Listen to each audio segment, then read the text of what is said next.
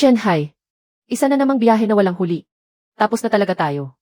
Hindi na tayo pwedeng maglayad pa abante. Halos ubos na ang krudo. Halos hindi na rin kakayanin ng barko. Kung uwi tayong walang huli sa biyahe na ito, hindi lang tayo walang kikitain. Pati ang lumang barkong ito, kukumpiskahin ang pinagkakautangan natin. Nababaliw ka na ba? Nasiraan ka na ba ng bait? Hindi na nga ako makatayo ng maayos. Itinutulak mo pa tayo papunta sa malakas na agos. Kung hindi ako aalis, paano ko babayaran ang utang? Nasa ospital pa ang asawa mo. Hihintayin kang makapag-uwi ng pera. 3 milyang pandagat pa sa timog silangan. May salungat na agos sa ibaba. Nagsisiksikan ang kumpol ng mga alimango sa gilid ng agos. Magtiwala ka sa akin kahit isang beses. Ililigtas kita. Puno na. Puno na ang kulungan. May pag-asa na tayo. Chen-hai. Talagang punong-puno na. Iniligtas mo ako. Pati ang barkong ito. Ang mapa na ito ay ipinagpalit ng tatay ko kapalit ng buhay niya. Nabubuhay tayo ngayon dahil dito. Hindi ko ito nakamit ng mag-isa. Simula ngayon, ang tatay mo ay tatay ko na rin. Mas mahalaga sa buhay ko ang mapang ito. Ako ang magbabantay dito para sa iyo. Nagbibigay ng kabuhayan ang dagat.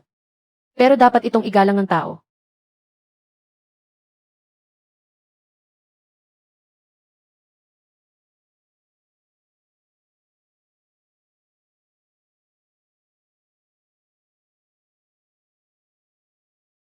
Chen-hai. Akin na ang buong kargamentong ito. Panatag ako sa mga alimango mong nahuli. Malalaki, buhay na buhay at makapal ang laman. Walang makapapantay sa buong pantalan. Hindi ako nakakuha noong nakaraan. Muntik nang pasabugin ng may-ari ng hotel ang telepono ko. Ngayon, kailangan mong magtabi ng kalahati para sa akin. Boss Meng. Ang Feng Hang ngayon.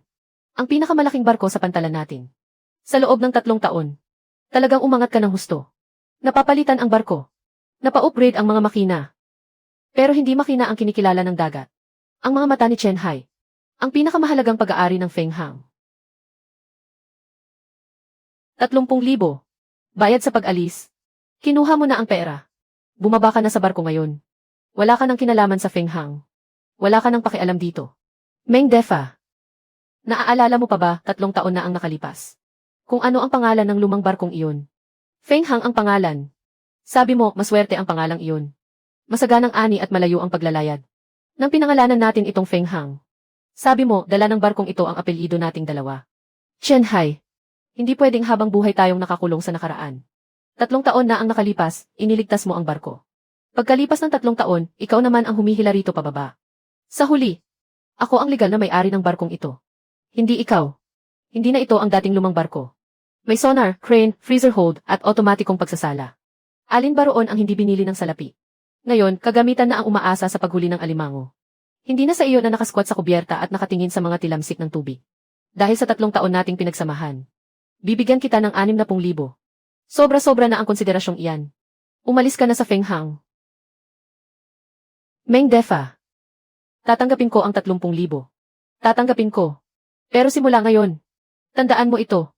Ang Feng Hang na binili mo. Wala roong anumang bagay na may apelyidong Chen. Pero ang mga bagay sa dagat, hindi kailanman nag-aapelyidong Meng. Chen-hai. Huwag mo akong takutin gamit ang dagat. Dati, pinagbibigyan kita. Dahil sa pinagsamahan natin. Ngayon, kumpleto na ang kagamitan ng Feng Hang. Kapag binuksan ang datos, isang pasada lang ng sonar. Malinaw na makikita kung ano ang nasa ilalim ng dagat. Ang kaunting karanasan mo. Matagal nang lipas sa panahon. Woody. Huwag ka nang magtago sa likod. Lumabas ka at magpakita sa lahat. Sino ang mamamahala sa pain ng Feng Hang mula ngayon? Woody. Ano ang ginagawa mo riyan? Halika rito. Iyan ang ibinigay ko sa iyo. Sa unang pahina, nakasulat. Matutong pumalaot. At higit sa lahat, matutong maging tao. Tama na. Umaakyat ang tao sa mataas na lugar. Umaagos ang tubig pababa. Matagal nang naghirap si Woody kasama mo. Panahon na rin para magkaroon siya ng sariling kinabukasan. Alam kong mabuti ka sa akin. Pero hindi ko kayang habang buhay. Maghirap kasama mo sa kubyerta. Hindi rin naman mali ang sinabi ni Boss Meng. Sa panghuhuli ng alimango ngayon, kailangan ang malaking barko at kagamitan. Hindi pwedeng puro pakiramdam lang. Noong sinusubukan mo ang mga pain, itinala ko ang lahat. Gaya ng amoy at oras ng pagbababa ng lambat. Tanda ko pa ang karamihan. Nagpasuri na si Boss Meng sa iba. Kaunting pagbabago na lang. Makakahuli rin ng alimango ang Feng Hang. Ang itinala mo ay ang formula. Ang hindi mo itinala ay ang konsensya. Pinagnota kita. Para matuto ka ng tunay na kasanayan. Hindi para magnakaw ka ng gamit. Ang mga itinala mo. Mga pagsubok lang iyon. Mga hilaw na bersyon pa lang. Ang tunay na pain. Hindi basta ginagaya mula sa papel. Temperatura at alat ng tubig. Taas ng tubig at lalim. Kapag nagkamali kahit kaunti, sablay na ang lahat. Sapat na. Huwag mong ipagyabang ang sarili mo na parang Diyos. May formula na kami. May kagamitan na kami. May barko na rin kami. Kahit wala kayong isang Chen-hai sa Feng Hang. Makakapalaot pa rin kami. At punong-puno pa rin ang kargada. Woody.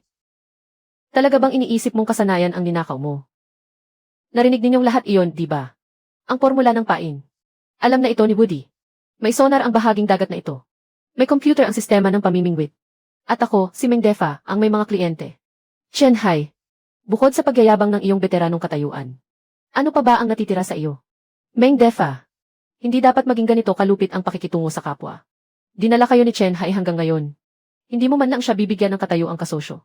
Katayuan. Nakasulat ba iyan sa kontrata? Nakalagay ba ang pangalan niya sa mga papeles ng pagmamay-ari? Walang katibayan, puro salita lang. Kaya huwag mo na akong kausapin tungkol sa pagkakapatiran. 3 taon na ang nakalipas. Noong lulubog na ang palpak mong bangka. Hindi ka rin pinapirma ni Chen-hai sa kung ano-anong kasulatan. Diretso siyang tumalon sa dagat. Para takpan ang butas ng bangka mo. Amo. Huwag mo akong tawaging amo. Ang ugnayan ng amo at alagad ay para turuan kang maging mabuting tao. Ang natutuhan mo ngayon ay hindi husay. Pagtataksil iyon.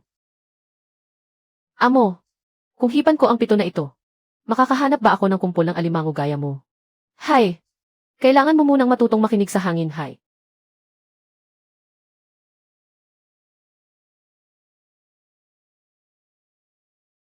Masaganang huli at ligtas na paglalayag. Sayang. Nandito pa ang bangka. Ang puso ng tao ang nagbago. Tia Wang. Hay. Umuwi ka agad. Biglang nahimatay ang nanay mo sa loob. Bigla siyang bumagsak. Kahit anong tawag ko, hindi siya magising. May dugo pa sa tabi ng kamay niya. Tumawag na ako ng ambulansya. Huwag kang magpatagal. Tia Wang. Huwag mo muna siyang galawin. Hintayin natin ang ambulansya. Bantayan mo ang nanay ko, ha? Babalik ako agad-agad.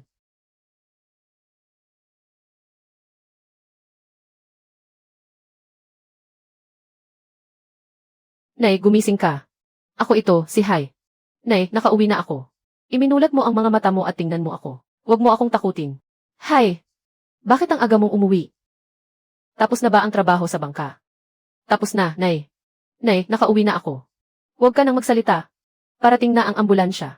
Napabugbog ka na naman sa hangin ng dagat, ano? Huwag ka munang mag-isip ng kahit ano. Hintayin natin ang doktor. Dadalhin kita sa ospital. Ayos lang ako, Nay. Ayos lang ako, Nay. Hihintayin pa kita. Tingnan natin kung gaano pa kalayo ang maipapalayag mo sa Feng Hang. CJ, maghintay ka hanggang gumaling ka. Magpapagawa ako ng mas malaking bangka at isasama kita sa dagat. Huwag kang makipagkumpetensya sa iba. Sa paglalayag, ang pinakamahalaga ay makabalik ng ligtas. Hindi ko hinihingi na kumita ka ng malaki, anak. Gusto ko lang na makabalik kang buhay. Nay, susundin ko po kayo. Pangakuan mo rin ako. Pinalaki mo ako ng mag-isa. Hindi ka pa man lang nakatikim ng magandang buhay. Hindi ka pwedeng umalis ng ganito na lang. Walang malay ang pasyente. Patuloy na bumababa ang presyon ng dugo. May pagdurugo. Dalhin agad sa emergency room. Ikaw ba ang kapamilya? Maghanda para sa operasyon. Nakipag-usap pa sa akin ang nanay ko kanina. Hindi pwedeng may mangyari sa kanya. Wala na akong natitira. Hindi ko na kayang mawala ka rin. Doktor, kumusta ang nanay ko? Nagkamalay na ba siya? Nanganganib ba ang buhay niya? May pagdurugo sa utak ng iyong ina. Pansamantala lang siyang naging stable kanina. Maaari siyang muling duguin anumang oras. Basta mailigtas lang siya. Sabihin mo na lang kung magkano ang kailangan. 500,000 ang paunang bayad. At kailangan kong ipaliwanag ng maayos sa pamilya. Hindi maganda ang lokasyon ng pagdurugo ng nanay mo. Ang 7 araw ang pinakahuling ligtas na palugit. Kapag hindi na operahan sa ika-7 araw, hindi ko na makokontrol ang panganib. Sa ngayon, gagamit muna kami ng gamot para patatagin ang pasyente. Kailangan ninyong makalikom agad ng pera. Mas maagang maoperahan. Mas mataas ang sansa niyang mabuhay. Huwag mo akong itulak. Sa lahat ng taong ito, ilang beses ka na bang tinulungan ng nanay mo sa pag-aalaga sa bata? Tanda ko ang lahat. Hindi ko pwedeng kunin ang pera mo. Hindi na makapaghihintay ang nanay mo. Hindi mahalaga ang dangal. Kahit magkano, malaking tulong na. Ang ibinayad mo ngayon. Sapat lang muna para sa gamot at mga pagsusuri. Malaki pa ang kulang para sa paunang bayad sa operasyon. Kailangang makaisip agad ng paraan ang pamilya. Minarkahan na ng doktor bilang apurahan. Ito muna ang bayaran ninyo. Pakiusap, gamitin muna ninyo ang pinakamabisang gamot. Patatagin ninyo ang nanay ko. Ako na ang hahanap ng natitirang pera. Tiyak na mababayaran ko iyon. Bro, hindi ko pa tapos bayaran ang utang sa bahay. Kuya Hay, na-aksidente ang bangka noong nakaraang buwan. May utang din ako. Kuya Hay, 3,000 lang ang hawak ko. Talagang kulang iyon. Hindi ba kasosyo ka ng Feng Hang? Bakit hindi mo lapitan si Boss Meng?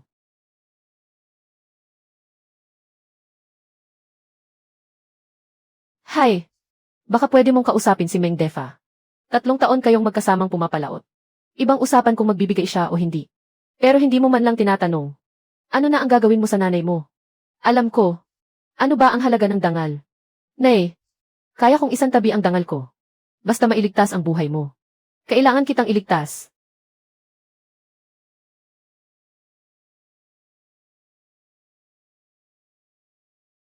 Naaprubahan na ang loan. Mabuti. Palalakihin agad ng Feng Hang ang huli nito. Mula ngayon ang buong pantalan. Ay kakain lamang kapag masaya ako. Hindi ba iyan si Chen Hai? Ilang oras pa lang mula nang bumaba siya sa barko, bumalik na agad. Pati sahig ko, nilatagan mo ng dumi. Nasa kritikal na kalagayan ang nanay ko. Sabi ng doktor, kailangan siyang maoperahan sa loob ng 7 araw. 500,000 ang paunang bayad. Gusto kong makahiram sa iyo ng perang ito.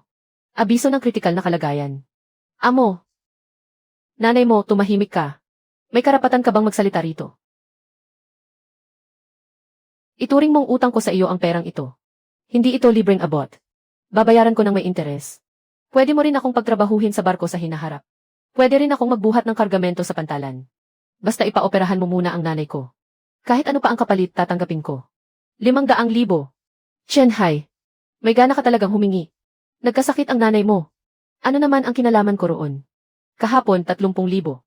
Hindi ba iyon dahil sa pabor na ginawa ko sa iyo? Ngayon, 500,000 naman ang hinihingi mo. Iniisip mo bang ako ay? Napakahusay kumapit ang pera ni Meng Defa. Sabi mo pa, kaya ko naman. Ngayon, hihingi lang ako sa iyo. Nakadepende na sa atin. Sa nangyari noong 3 taon na magkasama tayong pumalaot. Pahiram muna ng panggastos ko sa buhay. Hindi ako makapaghintay para sa nanay ko. CJ, kung ganoon, iparinig natin sa lahat.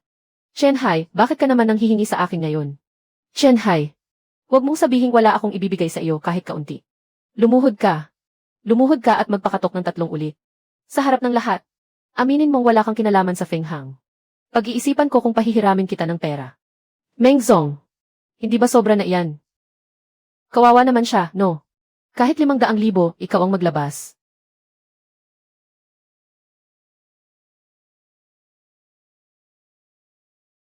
Basta mailigtas lang siya. Kaunting hiya naman. Kahit hindi na lang. Kung mas maaga mo lang naunawaan, mas mabuti sana. Sayang naman. Sabi ko lang naman pag-iisipan ko. Hindi ko sinabing tiyak na pahihiramin kita. Ano nang ibig mong sabihin? Ang ibig kong sabihin, wala kang nisingkong duling. Hindi ba marunong kang magbantay ng dagat? Hindi mo ba sabi ang dagat nagbibigay ng kabuhayan sa tao? E di sa dagat ka manghuli ng pera. Kuya Long, ganitong kalate na. Anong hangin ang nagdala sa iyo dito? Meng Defa, ang utang mo sa kanya hindi 500,000, kundi isang buhay. Noong hindi siya nakaluhod, hindi mo ibinigay. Ngayong nakaluhod na siya. Tingnan ko lang kung sino ang mga ngahas na pagpaluin siya ng nakaluhod. Meng Defa, 3 taon na ang nakalipas. Halos pati sasakyang pandagat mo noon nalubog na sa dagat. Si Chen Hai ang naghatak sa iyo pabalik. Ngayon, nakaratay ang nanay niya sa ospital. Pinaluhod mo pa siya. Kahit kaunti, ayaw mo pa rin magpahiram. Kuya Long, ito ay usapan namin ni Chen Hai. Kung tutuusin, kapag nagpahiram ng pera, sariling loob na iyan. Kung hindi ako magpahiram, hindi naman ako lumalabag sa batas, di ba? Hindi lumalabag sa batas. Pero parang wala ka ng puso. Chen Hai, ako ang magbibigay. Hindi pwedeng maantala ang operasyon ng nanay mo. Kuya Long, ang perang ito, hihiramin ko. Pero hindi pwedeng umasa lang ako sa iyo para mabuhay ng paawa-awa. Lumuhod ako ngayon para sa nanay ko. Pero balang araw, kakayanin kong tumayo sa sarili kong bangka. Pinalayas ka na nga sa Feng Hang. Pero iniisip mo pa rin pumalaot. Minsang nagsalita ng tama si Meng Defa. Sa dagat, may. Pero hindi lang siya makakuha. Chen-hai, wala ka ng bangka ngayon. Pero gusto mo pang manghuli sa dagat. Ano nang isasampa mo sa laot? May 300,000 ka ba? Para lang bumili ng palanggana. Wala siyang bangka. Ako ang hahanap para sa kanya. Ang kulang kay Chen-hai kailanman ay hindi husay, kundi ang pagkakataong makapamalaot ulit. Kuya Long, talaga bang gagawin mo ito para sa kanya? At makakalaban pa ako. Hindi mo pa ako kayang pigilan. Namumuhunan lang ako. Isang taong tunay na nakakaintindi sa dagat. Kuya Long, ang barkong sinasabi mo.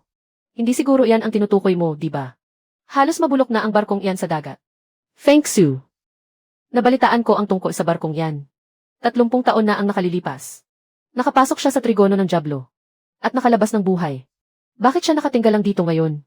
Namatay ang dating kapitan. Naghihintay ng taong hindi takot mamatay.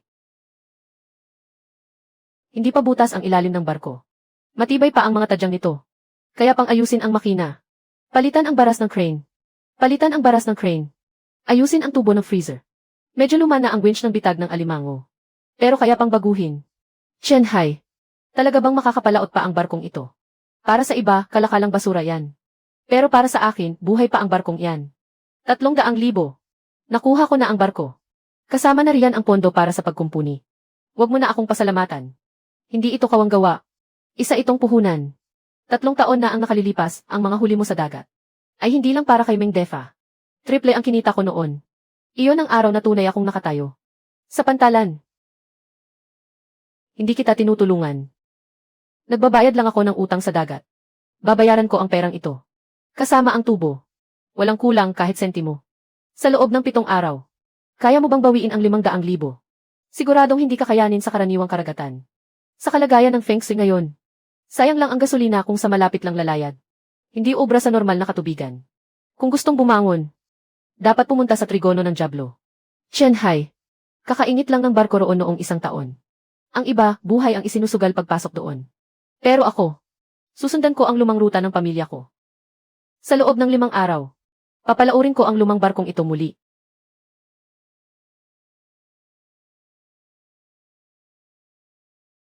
Haisheng. Chen-hai, ang Haisheng. Ano ang balita sa Haisheng? Haisheng. Tignan mo kung pwede pa itong paandarin. Pwedeng-pwede pa. Buo pa ang mga tadyang. Humihinga pa ang makina. Pero kailangang kalasin ang cylinder. Palitan ang baras. At ayusin ang daluyan ng langis. Umiling lahat ng mekanikong nakakita nito. Hindi na ito maaayos ng karaniwang paraan. Gamitin natin ang paraang alam ko.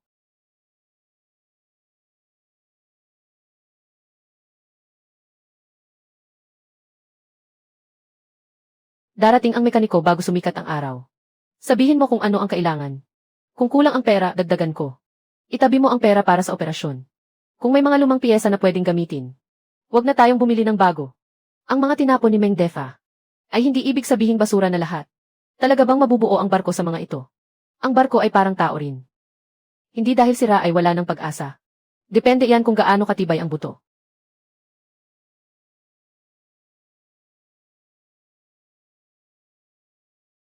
Sira na talaga si Chen-hai. Huwag na si Feng Hang ang kunin niya. Ito na lang ang sirang barkong ayusin niya. Kung makakalayag pa ang barkong ito, lunokin ko man ang bakal na lubid ng pantalan. Lumawak na ang bibig sa katawan ng iba. Tatagal ba ang barko? Tingnan natin ang kamay natin. Hindi ba ikaw ang nag-aayos ng barko? Pinahihirapan mo lang siya. Kuya Long, napakatapang ng amoy na yan. Hindi ba sinabi ni Meng Defa? Naalala ba ni Woody ang recipe? Kaya ba talaga nila itong timplahin? Ang naalala lang ni Woody ay kalahati ng proseso. Ang totoong mataas na densidad na pampadikit na pain. Kailangang itimpla muli ayon sa init ng tubig asin at lalim. Malamig at malakas ang agos sa trigono ng Diablo. Kapag ordinaryong pain lang, magkakalas yan agad. Maubos pa ng maaga, pakakainin lang ang maliliit na isda. Kanina lang halos mapatay na tayo ng bugso. Ngayon wala na kahit konting amoy. Nalock na ng stabilizer ang amoy. Sa kailaliman lang ng dagat dahan-dahan itong lalabas. Pag nagbukas na ang amoy nito, nasa itaas na ng kawan ng alimango ang mga bitag.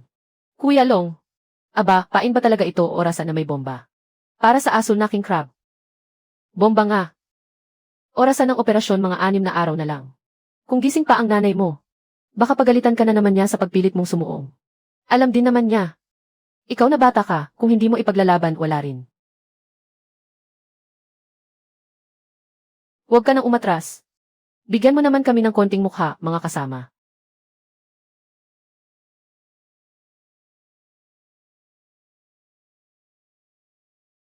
Tito Lee, ang sinasabi mong pagkain ng lubid. Pinakuluan ba o inihaw? Pakiba ninyo. Mga kasama. Sige, samahan mo pa akong tumaya ng isa pa. Itong sirang barko.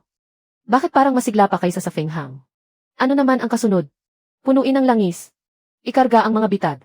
Bukas ng umaga, lalayag tayo. Target. Trigono ng Diablo. Kuya Long. Talagang aalis na tayo ngayon. Hindi na makapaghintay ang nanay ko. Feng Su. 30 taon din siyang naghintay.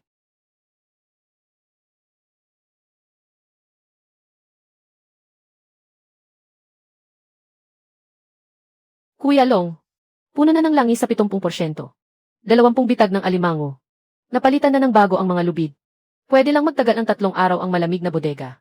Kung talagang puno na ang kargamento, kailangang bumalik agad tayo sa paglalayag. Hindi pwedeng maantala sa dagat. Kaya pa bang paandarin ang makina? Pero pagdating sa gitna ng malalaking alon, kung magtaray ito, kailangan nating makipagbuno sa kanya. Sapat na. Kaya ng Feng Shui ng 3 araw. Hindi kakayanin ng nanay ko ang 7 araw. Isang pasada lang ang gagawin natin. Makita lang ang kawan ng alimango at makapagpalutang ng bitad. Babalik na tayo. Kumusta na ang nanay mo? Hindi ba sinabi kagabi na patatagin muna siya? Pansamantala lang kayang mapigilan ng gamot. Lumala na ang pagdurugo at pamamaga sa paligid. Base sa lagay ngayon, mas mabuting operahan siya sa loob ng 5 araw. Kapag pinatagal pa, lalo lang lalaki ang panganib. Tatawagan ko agad si Haisheng. Naghahanap pa siya ng pera.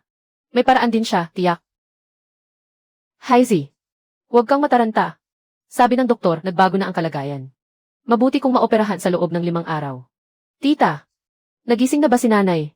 Hindi pa nagigising si nanay mo. Pero gumalaw-galaw lang ang kamay niya kanina. Tiyak na hinihintay ka niya.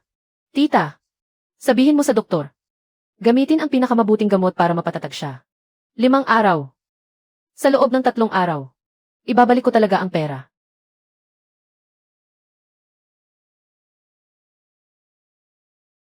Mang, ito ay mga panimulang hakbang lang.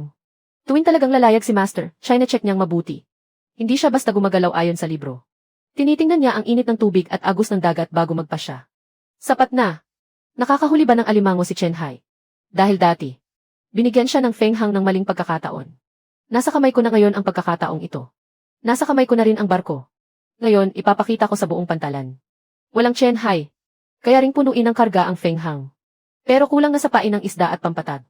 Masyadong mabilis kumalat ang amoy. Baka hindi makaakit ng king crab. Saka magdagdag na lang. Kung kulang ang amoy, dagdagan ang timpla. Huwag kang laging matakot na kumilos gaya ni Chen Hai. Parang nanginginig ang paa.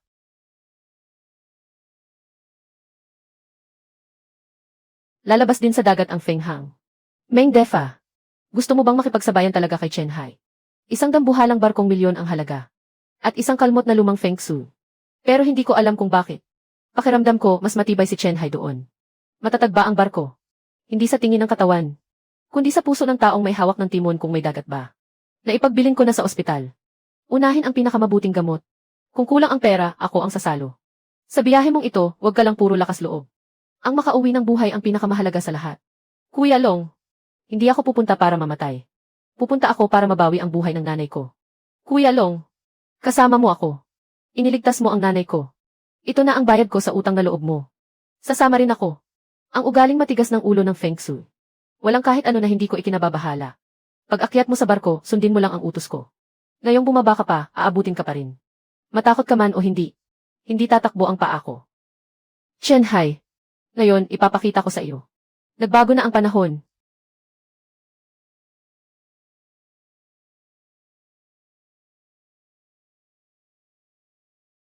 Kuya Long. Tungo sa Trigono ng Diablo.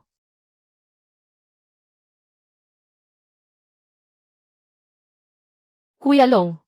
Ang Feng Hang ay pumunta na sa malapit na palaisdaan ng alimango. Hindi natin sila pwedeng sabayan sa iisang ruta. Sa kabila, mas ligtas man lang. Kahit sa malapit na dagat kung may huli. Hindi rin aabot ng 500,000. Hindi na makakapaghintay ang nanay ko. Kailangan nating pumunta sa mas malalim na lugar. 20 nautical mile sa unahan. Sa gilid ng trigono ng Diablo. Talagang nababaliw na si Chen Hai. Dalhin ang lumang bangka papunta sa trigono ng Diablo. Akala niya nasa Fenghang pa rin siya. Sa ganung lugar, hindi andar ang barko. Kahit sino pa, wala ring silbi kapag nakita ang dagat. Boss Meng. Sige muna, doon tayo sa may baybayin mag-test ng pundasyon. Huwag sabay-sabay at baka sumobra. Sinabi na dati ng amo. Hindi ibig sabihin na mas mabaho, mas matindi ang pangakit. Masyadong mabilis ang pagkalat, nagiging delikado tuloy. Ikaw pa rin ba, isang hagod lang at amo pa rin ang tawag mo. Ngayon ipapakita ko sa iyo. Kombinasyon ng kagamitan at formula. Mas malakas iyan kaysa sa lumanyang sistema ng kamay. Nakikita mo ba? Tumpak na pagtutok. Automatikong pagsalo. Iyan ang tinatawag na makabagong panghuli ng alimango. Ang gamit na umaasa lang sa pakiramdam ni Chen Hai. Dapat matagal nang tinapon iyan. Napakabilis kumalat ng pangakit. Hindi naman emperor crab ang mga isda sa paligid. Mga halo-halong isda at mga seabird lang ang nag-uunahan sa pagkain. Sabi ko na nga ba, hindi sapat ang pampatatag. Hindi nakakasalansan ang amoy. Tumahimik ka. Ang unang salok ay panlasa lang. Dagdagan na lang sa likod. Kuya Hai, mali ang tubig na ito. Sa ibabaw mukhang payapa. Bakit sa ilalim ng barko ay parang umiindayob pa rin? Nagsimulang gumulo ang sonar. Kapag lumalim pa, aabot ng 200 metro. Aabot ng 60 metro. Hindi ito dahil nagbago ang ilalim ng dagat. Gulo ito ng alon at ng malakas na agos sa ilalim. Masyadong mabilis bumagsak ang temperatura ng tubig. May malamig na agos sa ilalim. Tito Xu, ibaba mo ng kalahating dikit. Huwag mong ipasok ng masyadong malalim ang proa. May humatak yata sa barko. Hindi hila. Pahalang na agos iyan. May agos sa ilalim ng kaliwang bangka na nagtutulak sa atin. Hindi na makakabawi ang timon.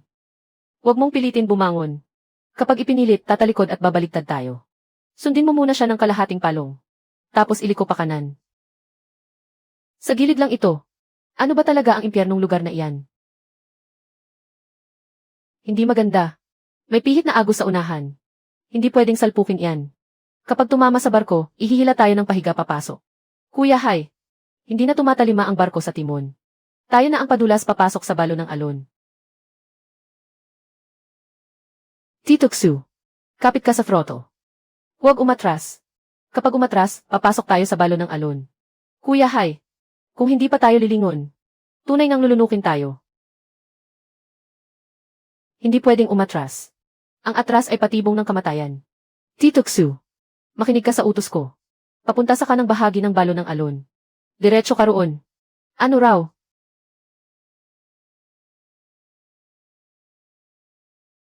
Chen Hai, kung hindi pa tayo aatras, huli na talaga. Hindi ito karaniwang balo ng alon. Sa ilalim, siguradong may 2 agos na naghahalo at nangingialam sa barko. Hahatakin tayo papasok. Baka pati mga bangkay natin di na makita. Hindi pwedeng umatras. Ang pag-urong ay katapat na mismong pagbabangga sa layag. Ang tanging daang mabubuhay. Nasa kanang bahagi lang ng ikot. Kuya, hindi ka ba naghahanap ng daan? Papasok ka sa loob ng tarangkahan ng Diablo, ah. Dito ko noon iginuhit ang balikliko. Sa ibabaw mukhang ikot. Sa ilalim may isang madilim na agos na bumangga mula sa lumubog na barko. Hinihigop paloob ang tubig. Itinutulak palabas ang ilalim na tubig. Basta dumikit ka lang at pasok sa kanang side. Matatangay palabas ang barko ng agos sa ilalim. Talagang dinaanan ng tatay mo ang rutang ito. Tandaan mo, pinakakaba na lugar sa dagat. Hindi naman laging kamatayan ang kapalit. Pero kapag hindi mo siya naunawaan, tiyak kang mamamatay. Nadaanan na niya. Halos hindi na siya nakabalik. Kuya, naniniwala ako sa iyo. Pero sana talaga mailabas mo kami rito. Hindi, paglabas ko rito, hahabulin pa rin kita para managot. Lao Xu. 15 degree sa kanan. Bawasan ang gasolina sa kalahating tikwas. Huwag agawin. Huwag bumangga ng diretsyo. Sabay sa agos, kalahating bigay. CJ. Ngayon sa iyo na ang buhay ko.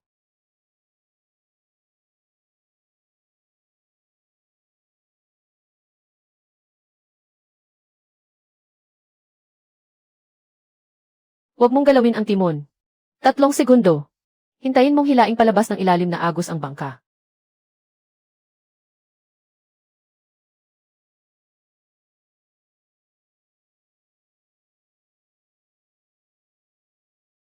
Lumabas na. Talagang lumabas na. Chen Hai. Ang larawang ito ng tatay mo. Ang nagligtas sa buhay naming lahat. Kakaisip ko lang sa huling habilin. Pwede bang? Mas maaga kang magsabi ng mas malinaw. Hindi na kaya ng puso ko. Sobra ba ang sinabi ko? Mas lalo kayong matatakot. Wala pa tayo sa lugar. Huwag kang bibitaw. 300 metro ang lalim ng tubig sa ilalim. Mababa ang temperatura, hindi normal. Natapunan ng sonar ang siksik na aktibidad. Pero hindi parang kawan ng isda. Dito mismo. Malamig na tubig. Patay na agos. Malalim na kanal. Tama ang lahat. Takot sa liwanag ang asul na king crab. Kaya dito lang ito nagtatago. Ano ngayon ang gagawin natin? Feng Shui 20 barkong niebe. Hindi pwedeng kulang kahit 2 sa Feng Shui na barko. Sobrang tahimik ng lugar na ito. Kakakabalang ng ikot kanina. Pagdating dito, ni alon man lang wala na. Mas lalo akong kinakabahan. Hindi ito lugar na walang agos. Nasa ilalim lang ang agos. Pantay ang ibabaw ng dagat. Sa ilalim, hindi mo alam kung paano paikutan. Pagbaba ng lambat, huwag ninyong agawin. Magkakagulo ang lubid. Pwede nitong hilahin pababa ang tao. Mas kalmado ang dagat. Mas hindi pwedeng magpakampante. Ihanda ang pagbaba ng lambat. Ang bagay na ito sa barko. Amoy palang wala na. Kung talagang mahatak natin ang asul na king crab. Kapag nasa barko na, wala na itong amoy. Ibig sabihin matibay ang pagkakapit. Ang karaniwang pain, pagkalubog lang sa tubig, kalat na agad. Naunahan na ng kawan ng isda. Ito, dapat sa ilalim ng 300 metro. Pigilan ang panlabas na balot gamit ang mababang temperatura. Dahan-dahan itong pumuputok. Palitawin ng unti-unti ang amoy. Ang bigat nito. Kaya pala mataas ang densidad nito. Pag lumubog na iyan, hindi nalulutang at hindi nakakala. Tamang-tama, nakadiin ito sa gitna ng kulungan. Babala ng asul na king crab. Masyadong matindi ang dating. Hindi sila tuloy makapapasok sa kulungan. Para isipin nila. Natural lang iyan sa ilalim ng dagat, nabubulok.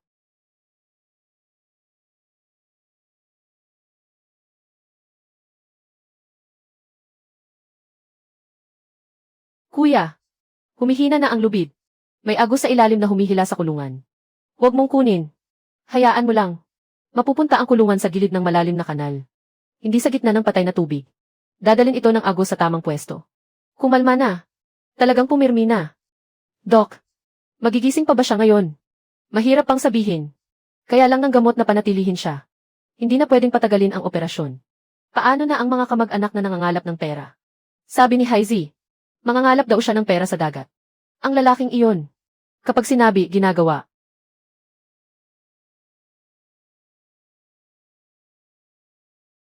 Kuya, 20 kulungan ang nakadiin lahat sa ilalim ng dagat na ito. Kapag nagkamali ang hula, pati pamasahe natin pauwi sa tangke ng langis, isa sa loob na natin. Hindi ito ordinaryong paglayag. Lalabas tayo na wala. Wala ng oras ang nanay mo dyan. Kaya hindi pwedeng magkamali. Ang huli. Ako na. Kuya, hindi ba at anting-anting iyan na ibinigay sa iyo ni Tia? Talagang itatali mo pa iyan sa buoy. Malakas ang hangin at malalaking alon sa dagat. Hindi na unawaan ni nanay ang mga ganyan. Basta gusto lang niya ay isang ligtas. Ikaw ang may dala niyan. Para mapanatag ang loob ni nanay. Ang hiningi sa akin ni nanay ay kapayapaan at kaligtasan. Ipinautang ko ito sa dagat na ito. Hayaan mo itong gabayan ako. Pauwi.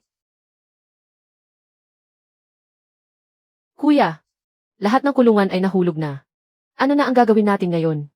Hintayin ang pagsikat ng araw. O kaya puno ng huli na tayo pauwi para iligtas si nanay. O kaya itong barkong ito ay manatiling kasama ko. Sa dagat na ito. Kuya, makinig ka.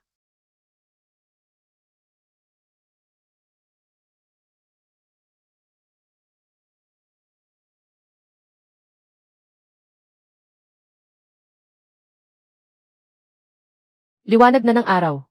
Nandoon pa rin ang 20 buoy. Pero masyadong tahimik din ang dagat na ito. Kapag tahimik, parang may kutob akong. May kung anong nakatago sa ilalim at nakabantay sa atin. Hindi na putol ang signal. Hindi rin nag-iba ang tensyon ng lubid. Parang walang anuman sa ilalim. O masyadong matatag ang pagbaba ng mga kulungan. May pumasok na pala. Unahin ang huli. Bakit unahin ang huli? Dala niya ang anting-anting ng nanay ko. Gusto ko munang tingnan. Kung anong buhay ang ibinalik niya sa akin. Masyadong malalim na. Kuya, hindi ito parang isang kulungan ng alimango. Parang nakasabit na sa batong ilalim ng dagat. Huwag mong hilahin ng pilit. Kakaikot lang ng lumang crane na ito sa ehe. Hindi kakayanin ang ganoong lakas. Hilahin mo pa ng todo. Malapit nang maputol ang kable. Dahan-dahan lang ang hataw. Kapit lang ng maayos. Nabigla ang asul na king crab pagpasok sa kulungan. Lilinya ito sa isang gilid. Kapag minadali mo, mas madali itong tumagilid sa kulungan. Kuya Hay, kumikinang ang ilalim ng dagat. Buong buhay ko sa dagat ako naglalayag. Hindi pa ako nakakita ng mga alimasag na gumaganyan bago sumirit sa ibabaw. Silab liwanag ang mga iyan. Huwag mong takutin sila. Mas dahan-dahan pa. Asul na king crab. Asul na king crab talaga. Kuya Hay, may nahuli na tayo. Talagang may nahuli na tayo. Ang kulungang ito. Kaya tumakbo ng kalahating buwan ang karaniwang bangka. Chen Hai, hindi ka basta manghuli ng alimango. Ikaw ay parang kumukuha ng ginto mula sa tarangkahan ng dyablo. Nay, may pag-asa na tayo. Sumabog na ang unang kulungan. Kung ganoon, sa siyam na kulungan ay puro pera na lang ba? Huwag kang magalak ng maaga. Mapanganib ang lugar na ito sa trigono ng dyablo. Ang isang kulungan na puno ay hindi ibig sabihin na lahat ay puno. Kung sa likod ay bakante, hindi pa rin aabot ng 500,000 ang biyahe na ito. Ipasok muna sa imbakan ang kulungang ito. Panatilihing buhay ang tubig at huwag putulin ang hangin. Tapos bunutin ang susunod na kulungan. Ang gusto ko ay hindi lang pag-asa, kundi ang magawa mong maibalik ang aking ina. Ang perang nailabas mula sa operating table. Mali ang signal ng ikalawang kulungan. Mas malakas ang hila nito kaysa unang kulungan. At nakatirik pang ang paayon. Tumatakbo ng nakahiga. Ibig sabihin mas malaking huli ito. O kaya, may bumara sa kulungan. Patatagin mo ang hoist. Ang ikalawang kulungan. Kuya Hay, lumalakas pa ang hila. Mas mabigat pa kaysa una. Kung hihilahin mo pa ng ganyan, hindi talaga kakayanin ng hoist. Baka nakaipit ang kulungan sa gilid ng malalim na kanal. O baka talagang ang may napasok na malaking huli. Sugal o hindi. Hindi ito basta nakabara. Kasama nito sa agos. Ibig sabihin buhay ang kulungan. Dahan-dahan lang sa pagkuha. Sundan mo siya ng kalahating ikot. Sige, susundin kita. Langit na po. Huwag mo akong biruin. Puno na naman. Puno rin ang ikalawang kulungan. Hindi siya kinalagkad. Napipisil lang siya ng alimango kaya dumudulas mismo. Mga pare, hindi ito huli ng isdang nagkakagulo. Ito ay parang sumalpok mismo sa pugad ng alimango. Ipasok sa imbakan. Panatilihing buhay. Ituloy ang ikatlong kulungan. Sa buong buhay ko, hindi pa ako nakakita ng napakaraming asul na alimasag. Hindi ito pugad ng alimango. Parang lumipat lang tayo ng tahanan sa ilalim ng dagat. 15 kulungan. 15 kulungan, punong-puno. Walang isang kulungang bakante. Chen Hai, kung babalik ka sa daungan sa biyahe na ito, pasabugin mo ang buong kargamento. Huwag dito magpasabog. Una, iligtas natin ang kargamento at iwi. Malapit nang umabot sa limit ang bigat. Isa pa, ikarga na. Baka hindi kayanin ng Feng Shui ang alon. Gusto mo bang isuko na lang ang 2 lambat sa likod? Nakakagalang pa ang lumang barkong ito hanggang ngayon. Talagang himala na iyon. Hindi na nito kaya ang sobrang karga. Baliw na deal na ito. Pero hindi sakim. Sa huling 2 lambat, kuhanin na lang ang malalaking alimango. Kapag sapat na, isara ang bodega. Mas mahalaga ang buhay kaysa sa kargamento. Iyan ang tamang salita ng kapitan. Kuya Hay, itong ibabalik natin. Baka pera pa iyan. Bigyan ng daan ang dagat. Hindi pwedeng maging gahaman sa lahat. Magtabi ka rin. Sa susunod na taon, may iba pa. 20 lambat. Lahat ng 20 lambat pasabog. Kuya Hay, solid na talaga tayo. Nagbabago na ang hangin. Kung magtatagal pa tayo rito, baka mahirap na ang daan pabalik sa pabaliktad na agos. Sa ngayon, ang pagbalik sa pantalan. Ang pinakamatatag na galaw. Isara ang bodega. Suriin ang buhay na tubig. Balik na tayo sa paglalayag. Lahat magsuot ng sinturong pangkaligtasan. Mas mahirap ang pauwi kaysa nang dumating tayo. Mas mabigat ang barko kapag puno ng karga. Hindi tayo paluluwagin ng dagat dahil nanalo tayo. Pauwiin na lang tayo. Maliwanag. Buhay tayong bumalik. Saka lang panalo. Nay, hintayin mo ako. Kuya Hay, nakatapat na ang ruta pabalik sa pabaliktad na agos. Hanggat walang aberya. Bago dumilim, makakabalik tayo sa pantalan. Kung makita ng mga tao sa pantalan ang kargang ito, malalaglag ang mga mata nila sa dagat. Huwag munang isipin kung paano nila titingnan. Una, umuwi tayo at iligtas si nanay ko.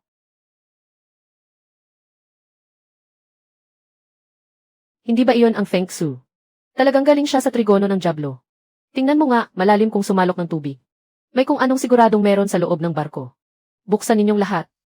Huwag putulin ang hangin sa buhay na tangke. Walang hahawak ng basta-basta.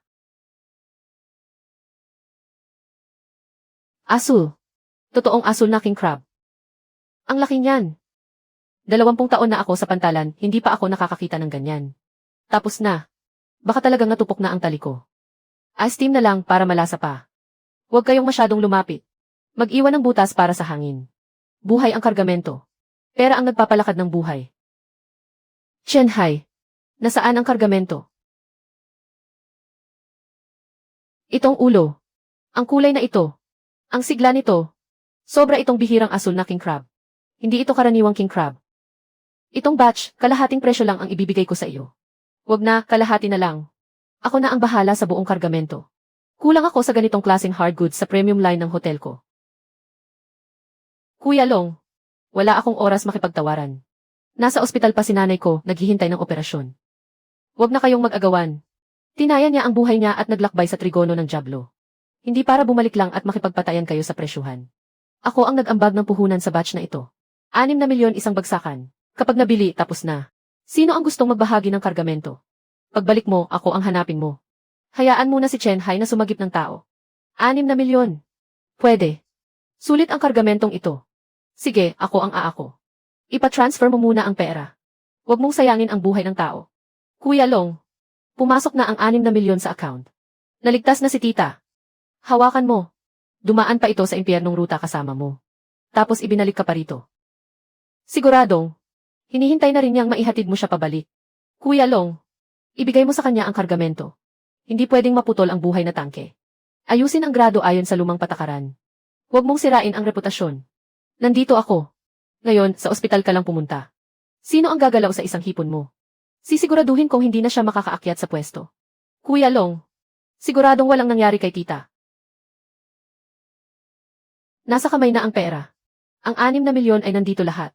Doc, pakiayos na agad ang operasyon. Hindi ko na kaya pang maghintay ang nanay ko. Pumirma ang pamilya. Handa na ang operating room. Ipasok na agad ang pasyente. Anak, saan ka nagpunta? Paano ka umabot sa ganito? Nanay, pupunta ako sa dagat.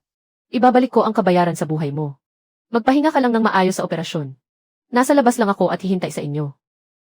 Anak, nakapagsama ka talaga ng sapat na pera. Katatapos lang sabihin ng doktor na bukas na ang operating room. Akala ko nagkamali ako ng dinig. Sapat na. 6 na milyon. Kakapasok lang sa account.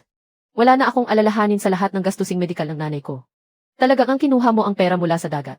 Kapag nalaman iyon ng nanay mo, baka mapaiyak siya sa saya. Uminom ka muna. Mula kahapon hanggang ngayon. Wala ka bang kinain kahit isang kainan? Bago lumabas ang nanay ko, hindi ako makalunok. Doc, kumusta na ang nanay ko? Malakas ang pagdurugo ng pasyente sa loob ng operasyon. Nagkaproblema sa blood clotting. Kailangan nating agad magpasok ng panlaban sa pagdurugo at gamot para sa pamumuo ng dugo. Malaki ang dadagdag sa gastos. Pumirma ka na ngayon. Agad naming ililigtas siya. Gamitin ang pinakamagandang gamot. Huwag mong isipin ang pera. Basta mailigtas lang ang nanay ko. Kahit magkano, ayos lang. Maghanda na ang pamilya sa mental na aspeto. Gagawin namin ang lahat. Anak, sabi ng doktor, gagawin nila ang makakaya.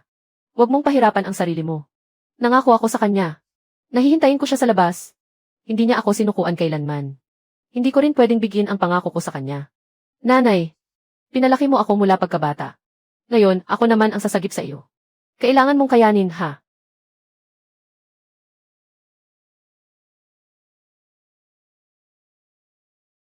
Anak, basta makauwi kang buhay. Doktor, kumusta ang nanay ko? Sabihin ninyo sa akin. Nalampasan ba niya ito? Tagumpay ang operasyon. Pansamantalang ligtas na sa panganib ang pasyente. Kailangan pa rin siyang obserbahan. Pero nalampasan na niya ang pinakamahirap na pagsubok. Salamat sa awa ng Diyos.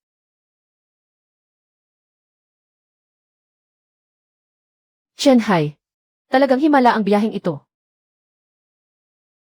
Nakaligtas si nanay. Mula ngayon, bawiin ko ang lahat ng nawala sa akin. Isa-isa kong kukunin pabalik. 20 kulungan. 2 round na ang naibaba. 3 pwesto na ang pinalitan. Pero wala pa ring alimango. Kung magpapatuloy tayo ng ganito, hindi man lang mababawi ang gasto sa gasolina. Unang beses niyang pumalaot ng mag-isa.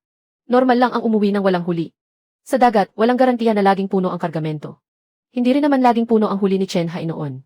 Hindi lang ninyo siya nakitang umuwing walang laman. Sinunod ang timplang naaalala mo. Sonar ang nagtakda ng lokasyon. Automatiko ring ibinaba ang mga kulungan. Saan ba talaga nagkaproblema? Dati, hindi basta sumusunod sa kwaderno si Amo. Bago siya pumalaot sa bawat biyahe. Sinusuri niya ang temperatura ng tubig, alat at agos ng dagat. Sa kanya inaayos ang timpla ayon sa kondisyon. Ang isinulat ko ay ang batayang timpla. Kulang ito ng pampatatag. Kaya hindi kumakapit ang amoy. Ganoon kalaking barko ang Feng Hang. Umuwi pa ring walang laman. Unang biyahe pa lang ni Chen Hai, umuwi na siyang walang huli. Tapos sinasabi pa ni Meng Defa na walang silbi ang iba. Hindi ba sampal sa mukha iyon? Ano ang tinitingin-tingin ninyo? Masama ang kondisyon ng dagat ngayon. Huwag kayong basta kumuha ng natitirang kargamento. Sabi ni Kuya Hai. Sumunod tayo sa pagkakasunod ng mga dating kliyente. Kung sino ang unang nagpareserba, siya ang unang makakakuha. Bumalik na naman si Chen Hai. Hindi ba kakabenta lang yan ng 6 na milyon? May bumili naman. Hindi naman siya muling pumalaot. Katatapos lang niyang ipamahagi ang natitirang kargamento. Naibenta na ang lahat ng kargamento. Unang bayad pa lang ang 6 na milyon. Gusto pa ng mga amo ng panibagong supply. 20% ang itinaas ng presyo. Ibenta ayon sa presyo sa merkado. Unahin ang mga dating kliyente. Dito kumikita ang lahat para mabuhay. Huwag sirain ang patakaran dahil lang sa agawan ng kargamento. Chen Hai, huwag kang masyadong bilib sa sarili mo. Dahil lang sa lumang bangka mo at isang kumpol ng alimango. Hindi ibig sabihin noon na magaling ka na talaga. Swerte lang sa dagat. Mabilis dumating. Mabilis ding nawawala. Meng Defa, ang pagkakamali mo. Ginamit mo ang mapa ng dagat na ipinaglaban ng ama ko ang buhay. Tinatawag mo iyong swerte. Ang taong pumapalaot para maghanap buhay. Pinaalis ang Diyos ng dagat. Hindi ba natural lang na umuwi ang barko ng walang laman? Noon, sinabi ninyong veterano na si Chen Hai. Ngayon, tingnan natin kung sino talaga ang walang silbi. Wala na ang Feng Hang dahil kay Chen Hai. Parang bulag na nagmamaneho ng barko. Mukhang malaki pero hindi naman makita ang daan. Hindi ba sabi mo? Halos tama na ang timpla ng formula. Bakit nakakabalik si Chen Hai na punong-puno ang kargamento? Wala tayong magagawa kundi bumalik na walang laman. Boss Meng. Sinabi ko na sa iyo. Pangunahing formula pa lang iyon. Ang tamang sukat ng pampatatag. At ang oras ng pagpapakawala sa malalim na dagat. Hindi ako kailanman pinayagang humawak ni amo. Kung ganoon, ipagpatuloy mo ang pagsubok. Sa susunod, doblehin mo. Hindi ako naniniwalang hindi sapat ang tapang ng lasa. Hindi pa rin naaakit ang mga alimango. Boss Meng. Hindi ibig sabihin na mas mabigat ang pain, mas mabuti na. Paano kung may maakit? Na hindi naman dapat pumunta. Mas mabuti na iyon kaysa umuwi tayo walang laman. Ako na ang unang magpapareserba sa susunod na kargamento. Kapag ipinadala mo ang mga asul na king crab sa hotel, ubos na ang mga ito sa parehong araw. Pagkatapos kumain ng mga bisita, nagtatanong pa sila kung may susunod na kargamento. Maaari akong magbigay muna ng paunang bayad. Ikaw ang magtakda ng presyo. Basta tuloy-tuloy ang supply. Hindi kita pipilitang magbaba ng presyo. Tatanggapin ko ang paunang bayad. Pero linawin muna natin ang mga patakaran. Hindi araw-araw may mahuling kargamento sa dagat. Hindi ako nagbibigay ng mga pangakong walang laman. Kung gaano karami ang maibibigay ko, sasabihin ko na agad sa iyo. Hindi pwedeng masira ang reputasyon natin para lang makakuha ng kontrata. Narinig mo ba? Ganyan ang taong marunong magnegosyo ng pangmatagalan. Boss Liu. Sakto ang dating mo. Nais ko sanang ipaliwanag sa iyo ang nangyari sa mga biyaheng ito. Ganyan talaga sa dagat. May panahon ng kasaganaan at may panahon ng kakulangan. Pansamantala lang na hindi nakaabutan ng Feng Hang ang pangkat ng mga alimango. Sa susunod na biyahe, siguradong babawiin ko at ibibigay sa iyo ang kargamento. Boss Meng. Hindi ako pumunta ngayon para makinig sa mga paliwanag. Boss Liu. Matagal na tayong nagtutulungan. Alam mo rin ang dating kakayahan ng Feng Hang. Sa pagbibigay ng supply, buong pantalan, ay alam na pinakamatatag ang barko ko. Swerte lang si Chen Hai. At nakatagpo siya ng pugad ng mga asul na king crab. Hindi mo pwedeng dahil sa isang kargamento niya, ay itapon mo na ang mga taon ng pagtutulungan natin. 20 taon na akong nasa negosyo ng pagkaing dagat. Marunong akong kumilala ng swerte at tunay na kakayahan. Nagawa ni Chen Hai na dalhin ang isang sirang barko. Papasok sa trigono ng Diablo. At bumalik na punong-puno ng kargamento. Hindi iyon basta swerte. Kakayahan iyon. Pero buhay pa ang kontrata natin. Hindi ka pwedeng basta umalis kung kailan mo gusto. Kaya ipatutupad ko ang mga tuntunin sa paglabag sa kontrata.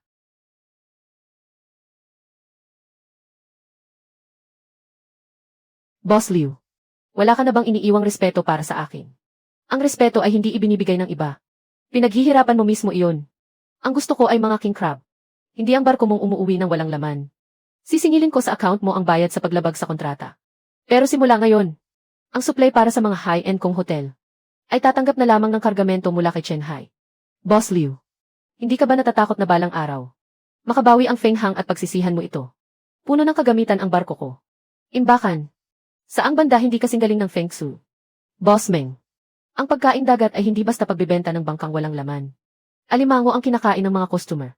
Hindi sigaw at crane mo ang kailangan. Kahit sira-sira na, kayang iuwi ng Feng Shui ang kargamento. Kahit gaano kalaki ang Feng Hang. Kung uwi namang walang laman, isa lang iyong mamahaling display. Sa Miyerkules sa susunod na linggo hanggang Biyernes. Sabado ng umaga. Formal akong pipirma sa iyo ng pangmatagalang kontrata sa supply. Hindi mo kailangang garantiyahan na araw-araw ay may kargamento. Ang gusto ko ay iyong katulad mo. Taong hindi puro salita. Gaano karami ang maibibigay mo? Sabihin mo sa akin ng maaga. Aayusin ko ang menu ng hotel ayon sa schedule mo. Boss Liu. Sa mga gawain sa dagat, hindi ako nangangako ng padalos-dalos. Kung kaya kong punan ang pangangailangan mo, ibibigay ko ang pinakamaganda. Kung hindi ko kaya, sasabihin ko rin agad. Hindi kita paghihintayin ng walang kabuluhan. Ayos na iyon. Sa negosyo ng mga dekalidad na produkto, ang pinakakinatatakutan ay hindi ang mataas na presyo, kundi ang kawalan ng katatagan. Kung maaasahan ka, magiging maaasahan din ang kargamento. Pumirma na rin si Boss Liu. Kung ganoon, magpapalista rin ako sa pangmatagalan. Shanghai. Hindi ko ibababa ang presyo. Ang hinihingi ko lang ay katatagan. Salamat sa inyong lahat. Maraming salamat sa inyong lahat. Ito ang taos puso kong hangarin. Magkita tayo sa susunod na biyahe ng kargamento. CJ. Tito Xu. Masasabi bang mula sa lumang barko, naging paborito na tayo ng pantalan? Naging sikat tayo sa pantalan. Hindi dahil mahusay ang Feng Shui, kundi dahil matibay ang pangalan ni Chen Hai. Kung barko lang ang kinikilala ng isang tao, at hindi ang dagat, darating ang araw na sisingilin siya ng dagat. Kuya Hai, punong-puno na naman ang mga order. Sabi ni Kuya Long sa bilis na ito. Hindi na tayo mamumroblema sa pagbebenta sa susunod na 3 buwan. May ilan pa tayong dating customer na handang magbigay muna ng paunang bayad. Pwede nating tanggapin ang paunang bayad. Pero huwag tayong sakim sa mga order. Nag-aangkop pa ang Feng Shui. Kung gaano kalayo ang kayang marating ng barko, iyon lang ang dami ng kargamentong tatanggapin natin. May 3 panuntunan ang Feng Shui mula ngayon. Una, hindi niloloko ang customer. Ikalawa, hindi nilalamangan ang mga tripulante. Ikatlo, hindi inaabuso ang dagat. Kung gaano karami ang kayang punan, iyon lang ang pupunan. Hindi tayo magsasapalaran para lang sa pera. At papasok sa mga bawal na karagatan. Kuya Hai, kung nagmamadali ang customer, at mataas naman ang alok na presyo, problema na iyon ng customer. Ang kagustuhan ng customer ay sariling usapin niya. Kapag nagmadali ang dagat, may mamamatay. Tayo na pumapalaot. Ang unang mananagot sa buhay ng mga nasa barko, bago sa perang nasa pampang. Iyan ang panuntunan. Iginagalang ko iyan. Mature na ang loo ng Feng Hang para sa panahong ito. Kung hindi pa rin kayo makakapagbayad, sisimulan namin ang pagsusuri sa panganib ng inyong mga ari-arian. Medyo mabagal lang ang ikot ng puhunan ko. Nandito pa naman ang Feng Hang. Nandito pa rin ang mga kliyente. Bakit kayo nagmamadali? Ang tinitingnan ng bangko ay daloy ng salapi. Hindi kung gaano kalaki ang barko. Boss Meng, ang tagapagtustos ng gasolina. Iyong dati mong utang sa langis. Dapat bayaran ngayong araw. Wala akong pera. Sa susunod na biyahe, wag nang umasang makapagpapagasolina ang Feng Hang. Nakapwesto sa pantalan ang ganito kalaki kong barko. Akala mo naman matatakot akong pautangin ka ng kaunting gasolina. May kargamento sa susunod na biyahe. Babayaran kita pati interes. Boss Meng. Ganyan din ang sinabi mo sa 2 nakaraang biyahe. Boss Meng. 3 biyahe na sa dagat kayong sumama sa akin, mga kapatid. Wala ni 1 sentimo ng bonus. Pati sahod natin ipinagpapaliban. Lahat tayo may pamilyang umaasa sa atin. Kailangan mo naman kaming bigyan ng kasiguruhan. Hindi naman sa ayaw naming magtrabaho sa iyo. Pero hindi pwedeng lagi kaming umuwing walang laman ang barko. At hinahayaan mong kumalam ang tiyan ng lahat. Hintayin ninyong makabangon ako. Sinabi ko na. Siguradong may kargamento sa susunod na biyahe. Sino ang maglalakas loob umalis ngayon? Kapag kumita na ang Feng Hang, huwag ninyong asahang may makukuhang kahit 1 sentimo. Tito Xu. Para ito sa biyahe ninyo. Sabi ni Kuya Hai. Kahit sira-sira na ang barko, hindi dapat sirain ang mga patakaran. Dapat matanggap ng mga kapatid ang buong bahagi nila. Kapos ka rin naman sa pera ngayon. May mga susunod pang gamutan sa ospital. Hindi ba pwedeng ipagpaliban muna? Huwag mo nang alalahanin ang pera, Tito. Kasama ko ang mga kapatid sa buhay at kamatayan. Hindi ko kayang biguin ang mga kapatid. Sa paglayag, buhay ang isinusugat ng lahat para kumita. Pwedeng mas maliit ang bahagi ng kapitan. Pero hindi pwedeng magtrabaho ng libre ang mga tripulante. Boss Meng. Kailangan talaga ng pamilya ko ang pera. Kung hindi mo kami mababayaran ngayon, mapipilitan muna akong bumaba sa barko. Noong kasikatan ng Feng Hang, halos mangalay ang mga kamay ninyo sa kakakuha ng bonus. Ngayon lang nagkaproblema ng kaunti, gusto ninyong tumakas. Boss Meng. Hindi naman sa gusto naming tumakas. Kundi dahil wala na si Chen Hai sa Feng Hang. Hindi talaga makahanap ng alimango. Kuya Hai, kung kulang pa ng tauhan ang Feng Shui, pwede ba akong sumama sa inyo? Hindi ko kailangan ng malaking sahod. Gusto ko lang sumama sa barkong siguradong makakauwi na may kargamento. Manager Lee, bakit ikaw mismo ang pumunta rito? Medyo mabagal lang muna ang ikot ng puhunan ko. Boss Meng, lampas na sa takdang bayaran ang utang ng Feng Hang. 3 sunod-sunod na hulog ang hindi naging maayos. Marami ring kliyente ang kumakala sa kontrata. Kailangang muling tasahin ng bangko. Ang panganib ng barkong ito. Ano ang ibig mong sabihin? Kukunin ninyo ang barko ko. Ang Feng Hang ang pinakamalaking barkong panghuli ng alimango sa pantalan na ito. Nangahas kayong galawin ito. Malaki ang barko. Pero hindi ibig sabihin noon na kaya nitong magbayad ng utang. Itigil muna natin ng ilang araw. Sa ganitong paraan, lalo lang lalaki ang lugi. Kapag itinigil ko, tuluyan ng aapak sa ulo ko si Chen Hai. Pupunta ang mga kliyente sa kanya. Pati ang mga tripulante sasama sa kanya. Pero tayo mismo ang nagtaboy kay Amo. Sinabi ko na, huwag mo na siyang tawaging Amo. Dati ang kinatatakutan ng mga mangingisda ay mas malaki ang barko ni Boss Meng. Pero ngayon, sumikat na ang Feng Su. Ang pinaniniwalaan ng lahat ay ang katatagan ni Chen Hai. Nakakatakot ang malaking barko. Pero ang matatag na kapitan ang tunay na bumubuhay sa mga tao. Nang itaboy ni Meng Defa si Chen Hai, itinapon niya sa dagat ang sarili niyang Diyos ng yaman. At ngayon, siya ang nagdurusa. 3 taon. Sinasabi nilang kanila ang Feng Hang. Pero kahit anong ikot ng usapan, lagi nilang idinadagdag na utang nila ang lahat kay Chen Hai. Sobra na. Tama na. Boss Meng, kumalma ka naman. Malaki na ang utang ng Feng Hang. Binabantayan na rin tayo ng bangko. Kapag may isa na namang gulong mangyari, hindi na natin maaayos ang gulong ito. Ano pa bang reputasyon ang mayaayos ko? Pati iyong mga veterano sa pantalan. Pinagtatawanan na ako ng patalikod. Kung hindi ko siya tuluyang yurakan, hinding-hindi na ako makakabangon. Boss Meng, may kumakalinga sa kanila si Kuya Long. Hindi natin magagalaw ang Feng Su. Kayang harangin ni Chen Hai ang mga tagalabas. Pero kaya ka ba niyang harangin? Anong ibig mong sabihin? Tungkol sa matrikula ng kapatid mong babae sa susunod na semestre. Naipasa ko na ang bayad. Pumunta ka sa bahay ni Chen Hai ngayong gabi. Ibalik mo ang tunay na formula. Hindi ko makukuha iyon. Makakapagpatuloy pa ba siyang mag-aral? Hindi ko na alam. Boss Meng, hindi mo pwedeng gamitin ang kapatid ko para gipitin ako. Hindi kita ginigiit. Pinapaalalahanan lang kita. Matagal ka nang wala sa tamang landas. Wala akong utang kay Amo. Noong mga taong kumakain at natutulog ako sa barko. Ni minsan ay hindi niya ako pinabayaan. Ang mga itinuro niya sa akin ay higit pa sa halaga ng pera. Mahalaga iyon. Kung ganoon, ilabas mo na ang mga mahahalagang bagay na iyan. Ibayad mo sa matrikula ng kapatid mo. Makakapag-aral siya sa lungsod. Ako ang nagbayad ng matrikula niya. Noong sumama ka kay Chen Hai, tinuruan kanyang basahin ang dagat. May naibayad ba siya kahit 1 sentimo sa pag-aaral ng kapatid mo? Woody, pumunta ka sa bahay ni Chen Hai. Ibalik mo ang tunay na formula at ang mapa ng dagat. Kapag nakabangon ang Feng Hang, gagawin pa rin kitang hepe ng pain. At tutulungan ko ang kapatid mo sa pag-aaral at paghahanap ng trabaho. Kaya kong ayusin ang lahat. 1 beses ko nang pinagtaksilan si Amo. Hindi na ako magnanakaw ulit. Wala na talaga akong mukhang maiharap. May mukha ka pa bang maiharap ngayon? Alam ng buong pantalan. Ninakaw mo ang formula ni Chen Hai. Akala mo ba kapag bumalik ka, tatanggapin ka pa ni Chen Hai? Hindi ka na makakabalik. Ang kaya mo na lang protektahan ay ang kapatid mong babae. Hindi pa rin nagpapakita si Meng Defa. Wala man lang silang kilos. Mukhang tahimik sa ibabaw. Pero mas kailangan nating mag-ingat. Hindi siya basta susuko. Langi sa dagat. Pinabantayan ko na ang lahat ng lugar. Sa ngayon, maayos pa ang lahat. Pero tuso ang taong ito. Tiyak na hahanap siya ng ibang butas. Alam ko. Hahanapin niya si Woody. Woody. Ganyan na nga ang kalagayan niya. Pero naglakas loob pa rin siyang pumunta rito. Mabait si Woody. Pero malambot ang dibdib niya. Kapag ginamit ni Meng Defa ang pamilya niya para gipitin siya, matitinag pa rin siya. Ano ang balak mong gawin? Aarestuhin ko siya agad. May pag-asa pa bang magbago ang tao? Nasa kanya na iyon. Bibigyan ko siya ng huling pagkakataon. Kuya Hai, talaga bang inilabas mo ang formula? Paano kung manakaw ito? Hindi ba makakabawi si Meng Defa? Ang tunay na formula, hindi isinusulat sa papel. Ang kopyang ito, para sa mga taong sakim.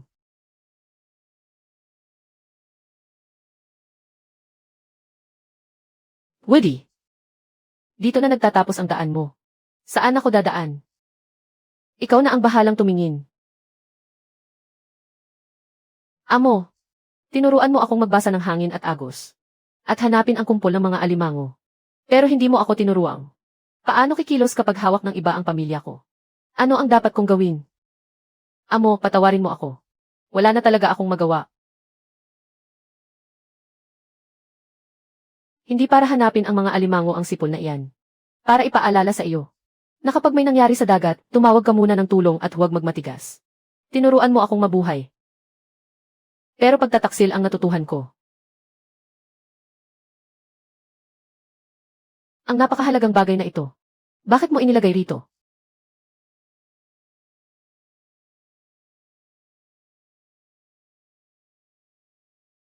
Ang isinulat mo ay mga proporsyon.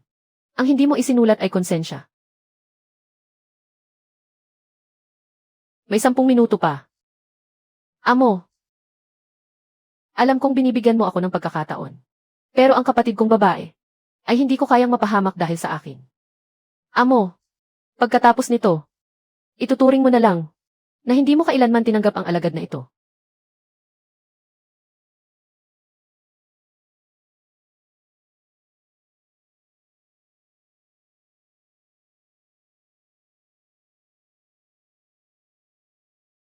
Nakuha mo na ba ang bagay? Nakuha ko na. Ang formula. May isa pang papel. Kopya ng mapa ng dagat sa paligid ng trigono ng Diablo. Mabuti. Sa wakas, may silbi ka rin. Dalhin agad dito sa Feng Hang. Boss Meng. Nakuha ko na. Iyong ipinangako sa akin. Huwag mong gagalawin ang kapatid kong babae. Bawasan ang satsat. Dalhin mo muna rito ang bagay. Talagang pumunta si Woody. At dinala rin niya ang mga iyon. Sigurado ka bang palalabasin mo siya ng ganoon na lang?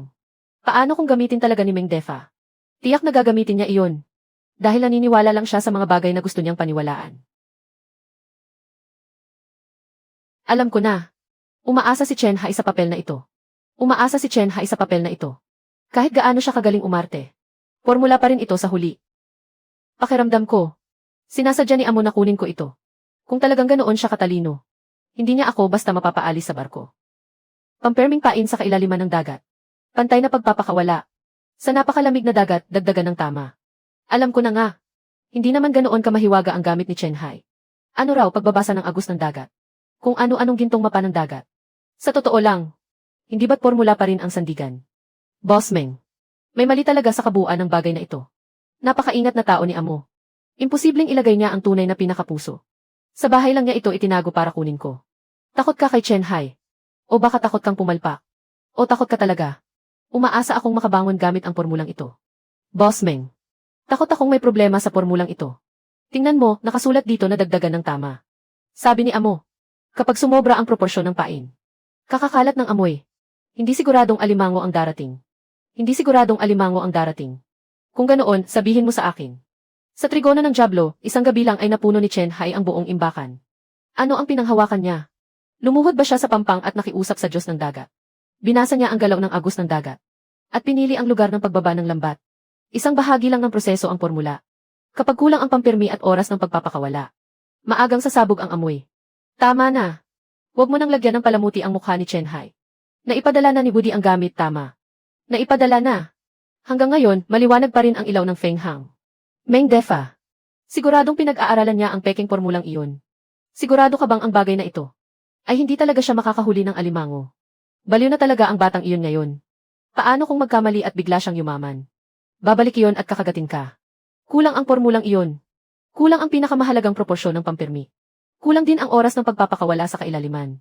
Kapag maliit ang dami ng gamit, masyado lang itong mabilis kumalat. Ipagpatuloy ang pagpapakawala. Kapag malaki ang dami ng gamit, diretsong sasabog ang amoy sa kailaliman. Ano ang mangyayari kapag sumabog ang amoy? Dadalhin nito ang mga bagay na hindi dapat dumating. Lahat ay maaakit nito rito. Duwag si Chen Hai. Kaya niya isinulat ang tamang dagdag na dami. Sa negosyo, kailangan mong marunong tumaya. Ganoon din sa paghuli ng alimango. Basta sapat ang bigat ng amoy. Ang lahat ng alimango sa buong dagat ay gagapang papasok sa mga lambat. Gaano karami ang gusto mong idagdag? Aalukin mo bang maubos ang buong trigono ng Diablo sa isang bagsakan? Sa huli, lahat sila ay babalik at makikiusap sa akin. Hindi pwede. 3 ulit, masyado iyong mapanganib. Ang isinulat ni Amo ay tamang dagdag na dami. Hindi ka naghuli ng alimango sa ganitong paraan. Isinusugal mo ang buong barko. Hindi ako nagsusugal ngayon. Mawawala ng tuluyan ang Feng Hang. Hahayaan mo lang bang gamitin ito ni Meng Defa? Paano kung magkaroon ng malaking sakuna? Binigyan ko na ng pagkakataon si Woody. Sila mismo ang pumili ng landas nila. Pero paano kung tuluyang magpakawala si Meng Defa? May iba pang tao sa barko. Kaya kapag nangahas siyang pumalaot sa masamang panahon, ipaalam agad sa kapitan ng daungan. Masamang panahon. Mukhang paparating na ito. Naglabas ng pahayag ang tanggapan ng panahon. Nagbabala ng pulang alerto sa isang napakalakas na superbagyo. Sa loob ng susunod na 24 na oras, lalakas sa antas 12 o higit pa ang hangin sa malapit na dagat. Sa karagatan ng Trigono ng Diablo, may panganib ng napakalalaking alon at malalakas na agos sa ilalim ng dagat. Ang lahat ng bangkang pangisda ay kailangang agad bumalik sa daungan at magpatibay. Mahigpit na ipinagbabawal ang paglayag. Antas 12. Sino ba ang lalayag sa ganitong panahon? Ano ang pinagkaiba niyan sa paghahanap ng kamatayan? Walang matinong tao ang lalayag. Pero si Meng Defa ngayon, hindi na umaasal na parang matinong tao. Ito na ang huling babala. Sa karagatan ng Trigono ng Diablo, ipinagbabawal ang pagdaan ng lahat ng sasakyang pandagat. Nakatanggap na tayo ng pulang alerto. Walang barkong pinapayagang lumayad. Kapag umalis na yon, hindi sasagutin ng siguro ang anumang pinsala. Baka hindi rin makapasok doon ang mga sasagip. Walang barkong maglalakas loob na lumayad. Ito ang pagkakataon ko. Walang makikipag-agawan sa akin sa laot. Ang Trigono ng Diablo. Mag-isa ko itong pag-aari. Talaga bang pupunta ka? Lalayag ang Feng Hang. Ipapaalam ko kay Chen Hai kung sino ang tunay na hari ng paghuli ng alimango. Nagbabala ng pulang alerto sa isang napakalakas na superbagyo. Ang lahat ng bangkang pangisda ay kailangang agad bumalik sa daungan at magpatibay. Mahigpit na ipinagbabawal ang paglayag. Ulitin ko. Mahigpit na ipinagbabawal ang paglayag ng lahat ng bangkang pangisda. Kuya Hai, hindi pa nga tuluyang lumalakas ang bagyo. Pero nagdilim na ng ganito ang dagat. Kapag tuluyang bumagsak ang bagyo ngayong gabi, maghahalinhinan sa pagyanig ang mga barko kahit nasa daungan. Sa ganitong superbagyo, hindi ang hangin ang pinakakinatatakutan, kundi ang mga ligaw na agos sa ilalim ng dagat. Sa lugar na gaya ng Trigono ng Diablo, ang pagpasok doon ay paghanap ng kamatayan. Boss Meng, talaga bang lalayag ka ngayon? Isinara na ang daungan. Lahat ng barko ay nagpapatibay. Sa ganitong oras ka pa aalis. Kapag may nangyari sa dagat, mananagot ka. Hindi rin magbabayad ang siguro. Hindi ako aalis. Mamamatay na talaga ang Feng Hang. Ang utang sa bangko. Ang mga kliyente at tripulante. Lahat sila ay naghihintay na pagtawanan ako. Ito na ang huli kong pagkakataon ngayong gabi. Hindi iyan pagkakataon. Tadhana iyan. Ang buhay ko. Sarili kong pusta ito. Kuya Hai, bukas na ang mga ilaw ng Feng Hang. Nagkakarga sila ng mga balde ng pain. Nababaliw na siya. May pulang alerto na, pero naglakas loob pa ring umalis sa daungan. Ipaalam sa otoridad pandagat. Harangin agad ang Feng Hang. May mga nagmamatsyag na ako sa Feng Hang. Talagang inaalis na nila ang mga tali. Chen Hai, gusto mo bang magdala ako ng mga tauhan para harangin sila? Magdala ka ng mga tauhan at pumunta roon. Ang sasabihin lang ni Meng Defa ay nanggugulo kayo. Hayaan mong otoridad pandagat ang humarap. Huwag mo siyang bigyan ng pagkakataong baliktarin ang sisi. Feng Hang, mangyaring ihinto agad ang pag-alis sa daungan at manatiling nakahimpil. Nananatili tayo sa panahon ng pulang alerto. Walang sasakyang pandagat ang maaaring lumayad. Boss Meng, nadiskubre na ito ng otoridad pandagat. May oras pa para huminto ngayon. Tigil! Tigil muna, hintayin nating bawiin ng bangko ang barko. Hintayin ang mga kliyenteng pagtawanan ako. Hihintayin ko bang tapakan ako ni Chen Hai para lang makaangat? Hindi ko gustuhin ang amo mong mamatay ka po. Hindi rin titigil ang dagat dahil sa iyo. Kung gusto mong bumawi agad, tumabi ka. Huwag mo na siyang tawaging amo. Boss Meng, sumasama sa iyo ang mga tauhan para kumita. Hindi para samahan kang mamatay. Sino ba ang takot mamatay? Tumalon ka na ngayon. Ako si Meng Defa. Hindi ako nag-aalaga ng mga duwag. Nababaliw na siya. Nababaliw na kayong lahat. Kuya Hai, umalis na talaga sila. Kapag pumasok sila sa Trigono ng Diablo, baka hindi man lang makapasok doon ang rescue team. Hindi siya pumunta para manghuli ng alimango. Pumunta siya para maghanap ng kamatayan. Binalaan ko na siya. Hindi siya nakinig. Kung ganoon, ano ang gagawin natin? Bantayan ang marine frequency. Hanggat may pagkakataon pang makapagsagip, hindi natin maaaring pabayaan ang iba pang nasa barko. Feng Hang, pumasok ka na sa pulang restricted zone. Antas 2 na buhawi. Sa loob ng 2 oras, lalamunin nito ang Trigono ng Diablo. Ulitin ko, bumalik agad sa daungan. Ito na ang huling babala. Feng Hang, isinara mo na pati ang huli mong ruta. Wala ka ng daang matatakbuhan. Hindi ko kailangan ng daang pabalik. Ang kailangan ko lang ay manalo.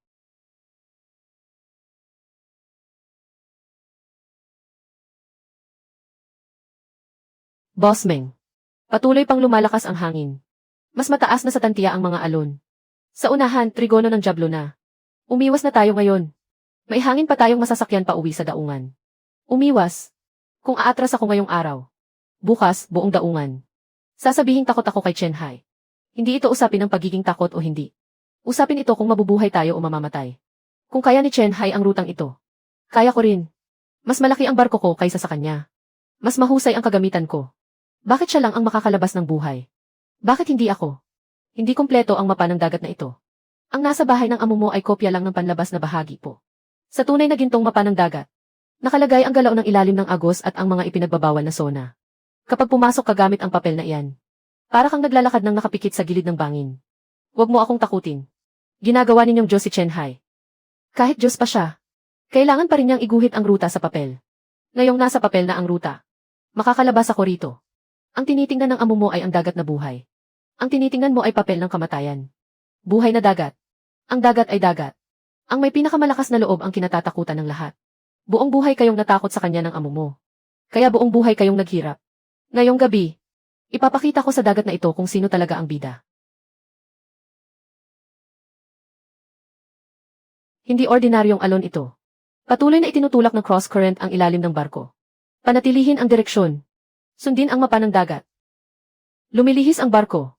May malakas na agos sa ilalim ng kanang bahagi, hinihila ang barko.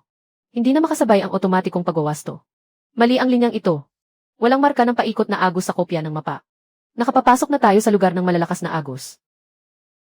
Otomatikong itatama ng instrumento. Sasabihin sa akin ng sonar kung saan tayo dadaan. Nabago ang basa ng sonar. Puro magulong balik agos sa ilalim. Hindi maililigtas ng papel ang isang buhay na barko. Nakikita mo ba?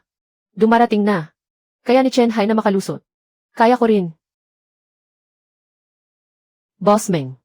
Nasa malapit na ang tauhan sa puntong minarkahan sa mapa. Tauhan. Boss, patatagin muna ba natin ang barko bago magbaba ng mga kulungan? 2.510. Hindi na kailangang maghintay. Habang lumalakas ang hangin, lalong gumugulo ang dagat. Mas madaling maaakit palabas ng amoy ang kumpol ng alimango. Maghanda ng magbaba ng mga kulungan. Hindi pwedeng magbaba ngayon. Hindi pa matatag ang barko. Hindi tama ang dami ng pain. Kapag nagkalat ang mga ito, hindi siguradong alimango ang darating. Kahit sa kubyerta, makapag-iiwan sila ng mga marka sa pagkapaso. Sigurado ka bang ibababa natin ang mga kulungan? Dapat malakas ang reaksyon. Mas malakas ang pain, mas maraming alimango. Hindi kayang magbaba ni Chen Hai ng matapang na pain. Ako, kaya ko. 20 kulungan ang gusto ko ngayong gabi. Bawat isa, parang sumasabog na bomba. Boss Meng, hindi talaga pwedeng ibaba. Kulang ng pampatatag. Sa lamig at presyo ng malalim na dagat. Biglang kakalat ang amoy. Umalis ka. Ibaba ang mga kulungan.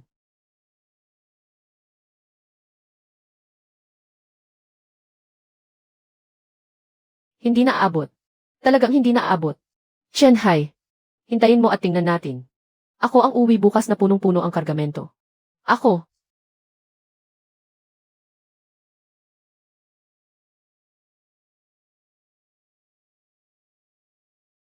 Boss Meng. May signal ang lahat ng 20 kulungan. Pero mali ang bigat. Mali rin ang bilis ng paggalaw. King Crab. Imposibleng ganito kabilis hilahin ng King Crab ang mga kulungan. Ibig sabihin, dumating na ang kumpol ng mga alimango. Sinabi ko na, gumagana ang 3 beses na dami ng pain. Hindi alimango. Hindi kayang hilahin ng alimango ng ganito ang mga kulungan. Tumahimik ka. Umaasa ka na ngayong matatalo ako, hindi ba? Boss Meng, mula sa Xiangnan Licheng Company, lampas na sa ligtas na limitasyon ang tensyon ng bakal na kable. Boss Meng, lampas na sa ligtas na limitasyon ang tensyon ng bakal na kable. 3,000%, 150. Bakal na kable na kayang bumuhat ng 3,000 libra. Ngayon, umaabot na sa 5,000 libra ang bigat at patuloy pang tumataas. Hindi ito pasok ng alimango. May kung anong nakapulupot sa kulungan. Kung hindi puputulin ngayon, mapuputol pati ang kable ng crane. Sino ang mga ngahas pumutol? Kargamento ko iyan. Ganyan nakalakas ang pagkayod sa mga kulungan. Siguradong malaki ang laman sa loob. Meng Defa. Mag-isip ka naman. Hindi ito malaking huli. Malaking kapahamakan ito. Mga pating. Puro pating. Nababaliw na sila. Nabaliw sila sa pang-amoy ng pain. Ano ba talaga ang ibinuhos mo sa dagat? Impossible. Ang pain ay para mang-akit ng alimango. Dahil hindi naman kumpleto ang formula.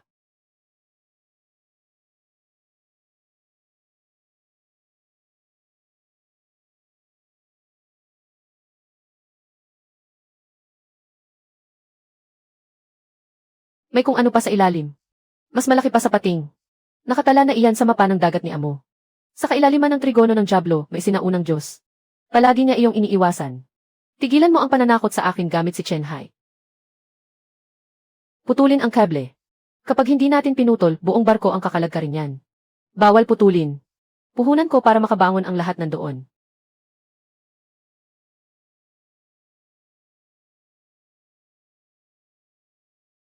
Naamoy na niya. Bumabalik na siya. Ano ba talaga ang bagay na iyon?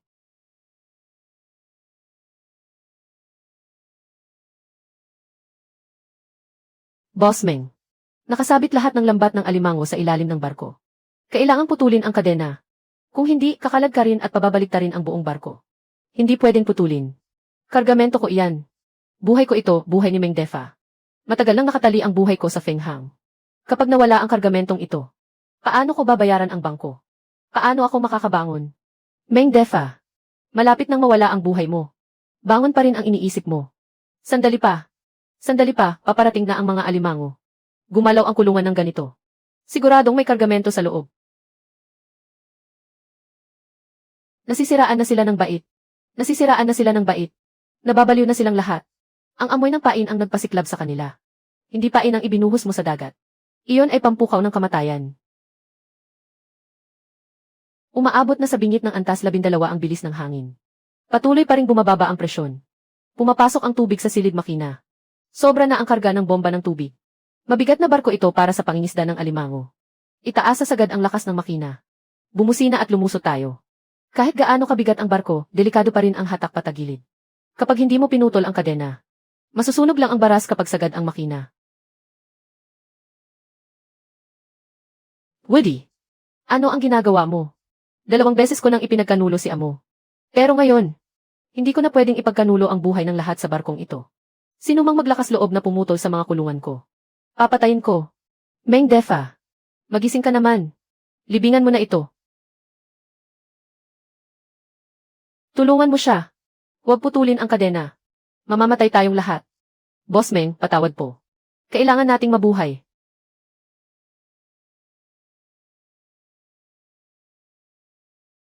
Alam mo ba ang pinakamalaking kaibahan ninyo ni Amo? Noong pinaalis mo siya sa barko, kumuha lang siya ng 30,000 at umalis. Ni isang daliri, hindi niya ginalaw sa iyo. Pero ngayon, itinaya mo ang buhay ng buong barko. Para lang maging puhunan mo sa pagbabangon.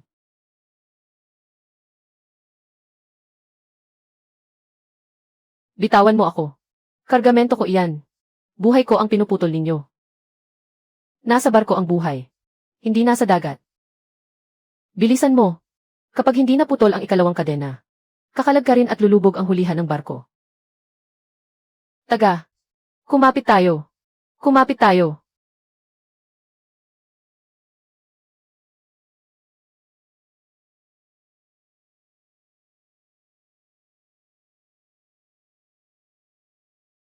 Lalong lumalala ang pagpasok ng tubig sa kaliwang tagiliran.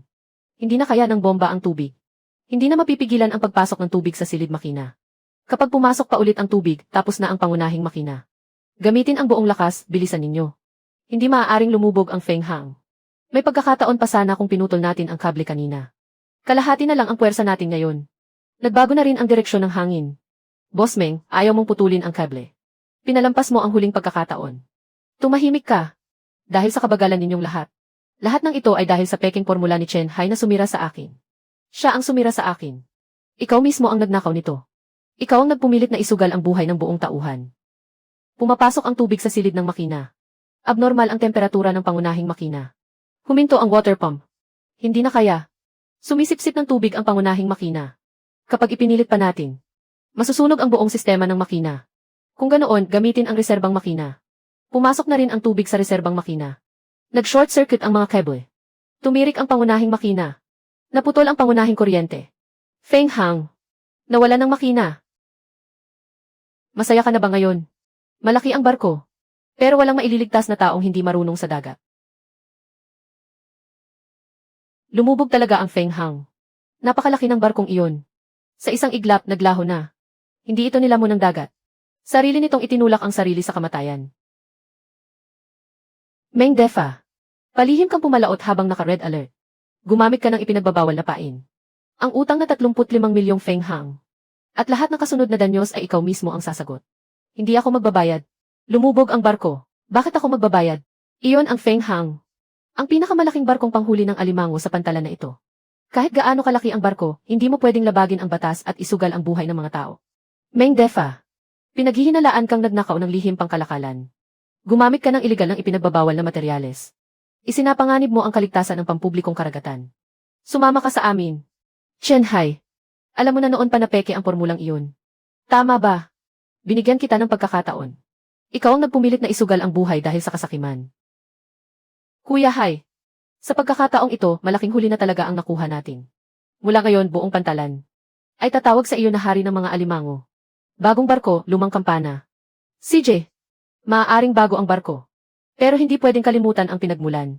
Ang order para sa asul na king crab ay nakaantala na ng 6 na buwan. Kung gusto mong kumita ng tahimik at ligtas, sapat na ang rutang ito para mabuhay ka habang buhay. Mga alimango sa mababaw na dagat. Kabisado ko na ang lugar na ito. Nasa likuran pa ang tunay na mapanganib na lugar. Nasa bandang likuran pa. Malalim na bangin sa ilalim ng dagat. Ayon sa alamat, may mga alimangong lampas 100 kilo roon. Gintong king crab sa kailaliman ng dagat.